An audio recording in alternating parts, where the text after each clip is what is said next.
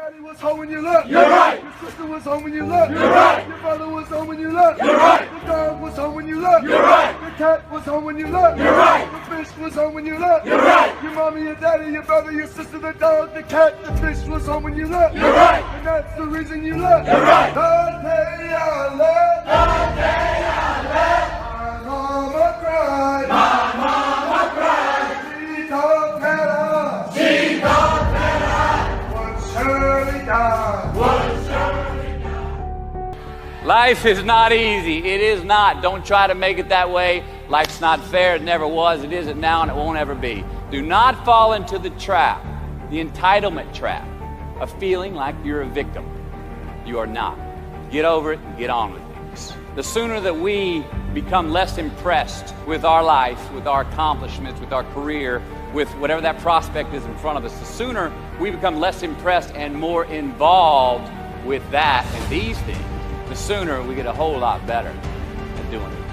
There's a terminology in psychiatry called relational illness. You've heard people say, you make me sick. Some people can make you sick. That if you fool around with them long enough will send you to an early grave. That will drive your blood pressure up. That will turn your hair gray. Who is it you need to get out of your life? You need to ask yourself the question, what is this relationship doing to me?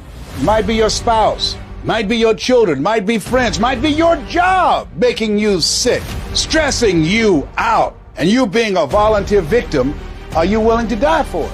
He said, if you want to do anything worthwhile in life, you've got to be hungry. I want you to know something.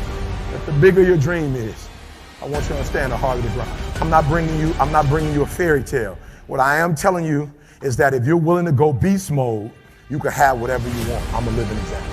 You can start from nothing. Start from nothing. You know the story. Mom was a teenage mom. Start with nothing. Grandma had 14 kids. Start with nothing. 2-bedroom house, 1 bathroom. Mom got kicked out because she had me. Start with nothing. Start with nothing. High school dropout. Start with nothing. Homeless. 12 years to get a 4-year degree from the university. Start with nothing if you are willing to grind.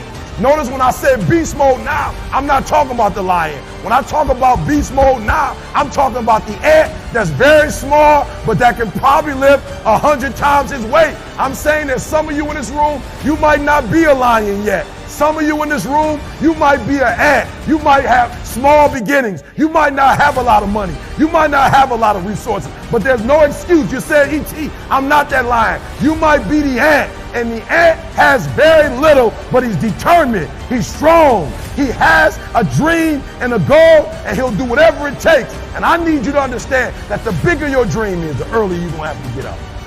What do you do when 1,000 other people want exactly what you want?